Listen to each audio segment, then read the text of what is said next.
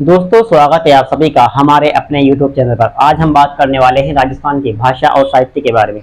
तो देखिए साथियों, सबसे पहले हम बात करते हैं राजस्थानी साहित्य की प्रथम रचना। राजस्थानी साहित्य की प्रथम रचना तो यह है भरतेश्वर बाहुबली गौर। भरतेश्वर बाहुबली गौर, जिसको वज्रसेन सूरी के द्वारा लिखा गया।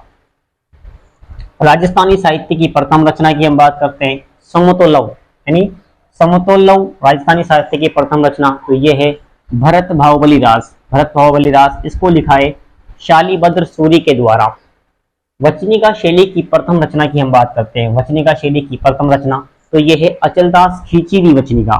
अचलदास खींचीरी वचनिका, जिसको शिवदास गार्डन के द्वारा लिखा गया।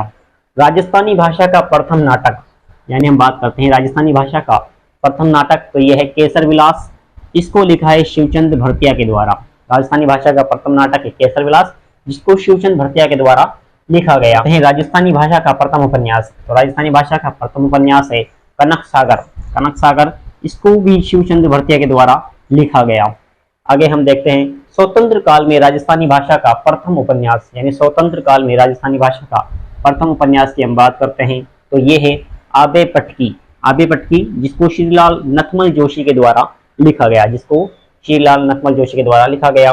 आधुनिक काल की प्रथम काव्य कृति, आधुनिक काल की प्रथम काव्य कृति की हम बात करते हैं तो ये है बादली। बादली, जिसको चंद्र सिंह बिरकाली के द्वारा लिखा गया। जिसको चंद्र सिंह बिरकाली के द्वारा लिखा गया। राजस्थानी भाषा की प्रथम कहानी, हम बात करते हैं राजस्थानी भाषा की प्रथम कहानी तो यह है विश्रांत प्रवास।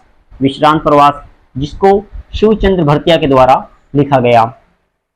आगे हम बात करते हैं राजस्थान का पहला हिंदी उपन्यास, यानी राजस्थान का पहला हिंदी उपन्यास हम बात करें तो यह है अबलाओं का इंसाफ। अबलाओं का इंसाफ, जिसको अंबिका दत्त व्यास के द्वारा लिखा गया।